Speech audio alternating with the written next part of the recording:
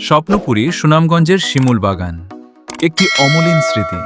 বিসমিল্লাহির রহমানির রহিম।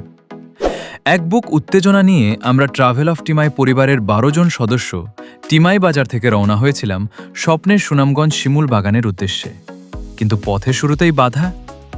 গোলাপগঞ্জ বাজারের কাছে ২ বন্ধুর বাইক নষ্ট হয়ে যাওয়ায় শেষ পর্যন্ত আমরা ১০ জন এগিয়ে চলি গন্তব্যের দিকে। পুরো রাস্তাটাই ছিল চ্যালেঞ্জে ভরা।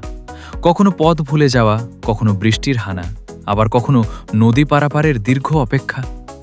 বিশেষ করে ট্রলারে করে মোটরসাইকেল নিয়ে নদী পার হওয়ার সেই মুহূর্তগুলো সারা জীবন মনে থাকবে। নদীর ওপারে যেতেই আমাদের উপর ঝেঁপে এলো এমন এক বৃষ্টি যা আমরা এর আগে কখনো দেখিনি। প্রচণ্ড ঠান্ডায় যখন সবার অবস্থা নাজেহাল, তখন এক মুরব্বী চাচার সহযোগিতায় একটি হোটেলে আশ্রয় পাই। সেই ২ ঘন্টার বিশ্রাম আমাদের আবার নতুন করে শক্তি দিয়েছিল। সব বাধা পেরিয়ে যখন শিমুল বাগানে পৌঁছালাম, তখন এক অন্যরকম অনুভূতি। যদিও ঋতু পরিবর্তনের কারণে লাল ফুলের দেখা মেলেনি, চারপাশ ছিল সতেজ সবুজ।